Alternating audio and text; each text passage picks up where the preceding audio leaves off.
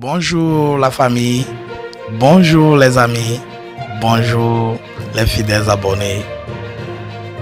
Nous voilà encore aujourd'hui câblés sur Info Star Plus, la chaîne de l'information par excellence. Avant de continuer, n'hésitez pas à liker, à publier nos vidéos,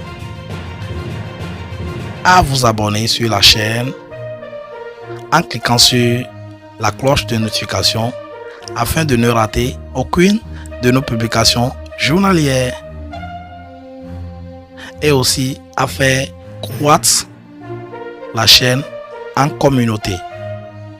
Sans plus tarder, voici pour vous le numéro du jour.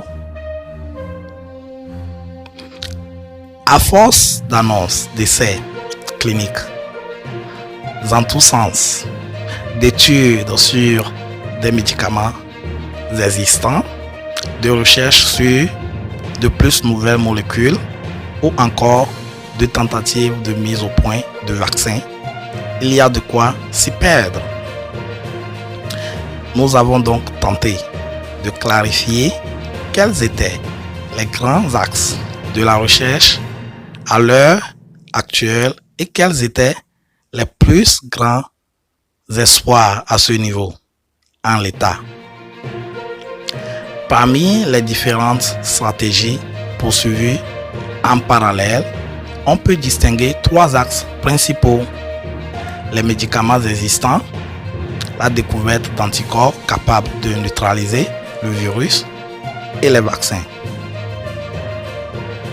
À l'heure actuelle, il existe énormément de sociétés pharmaceutiques qui ont lancé leur propre étude d'un vaccin en partant à peu près de zéro, nous explique Sébastien Cap, le directeur en charge de la partie essais cliniques de la société Insight basée à Louvain-la-Neuve, notamment spécialisée dans les modèles d'optimisation des essais cliniques. Cette approche vise à immuniser une large population contre le nouveau coronavirus. Mais il est fort probable que, comme pour la grippe saisonnière, en fonction des souches en circulation, il faudra adapter le vaccin d'une année à l'autre en cas de mutation du virus. En attendant le vaccin, le deuxième axe de recherche est le traitement. À ce sujet, des études, notamment au niveau européen, explorent les pistes les plus prometteuses de médicaments existants, parfois en combinaison, et d'évaluer les effets secondaires. Dans ce cadre, l'essai clinique baptisé Discovery, qui va tester sur 3200 patients européens infectés l'efficacité et la sécurité de 4 traitements expérimentaux, a démarré le week-end dernier. L'hydroxychloroquine, Plaquenil en fait partie, mais aussi le Remdesivir, le Lopinavir en combinaison avec le Ritonavir associé au nom ou non à l'interféron bêta. Les premiers résultats de l'étude sont attendus dans les prochaines semaines. Le défi des essais cliniques. Par ailleurs, des médicaments développés plus récemment et commercialisés depuis seulement 2 ou 3 ans, comme le Sarimilab de Regeneron, Sanofi, un anticorps monoclonal qui pourrait permettre de diminuer l'inflammation des poumons des patients infectés, sont aussi à l'étude aux États-Unis. Selon les pays, ces études cliniques sont soutenues par les gouvernements, le monde académique ou les sociétés pharmaceutiques, précise Sébastien COP, qui travaille précisément avec les laboratoires de firmes pharmaceutiques en leur fournissant des modèles mathématiques pour mettre en place plus facilement et à moindre coût les essais cliniques et tester au bon moment les traitements potentiels à administrer aux patients volontaires.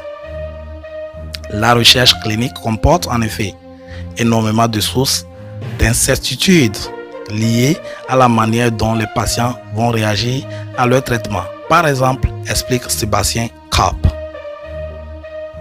Pouvoir garantir que chaque patient volontaire participant à un essai clinique recevra le traitement adapté est donc un défi pour les sociétés pharmaceutiques.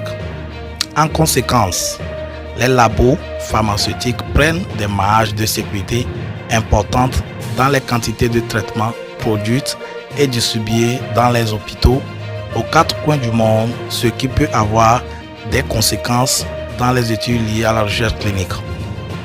Cela génère un gaspillage conséquent, là où des méthodes avancées d'optimisation mathématique permettent de réduire fortement ces pertes non nécessaires pour le bien-être des patients.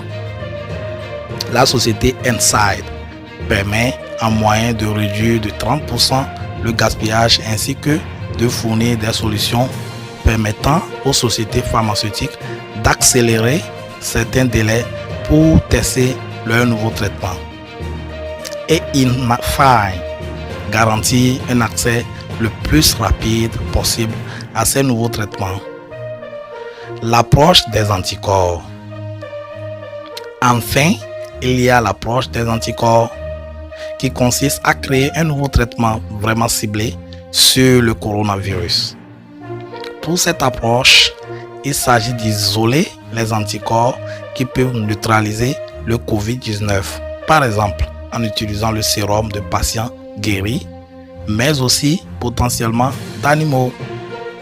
S'ils sont pris au tout début de la maladie, ces traitements ciblés sur le coronavirus pourraient permettre de mieux traiter les patients atteints du COVID-19 que les traitements actuels disponibles sur le marché qui ont été développés pour d'autres pathologies, conclut Sébastien Kopp.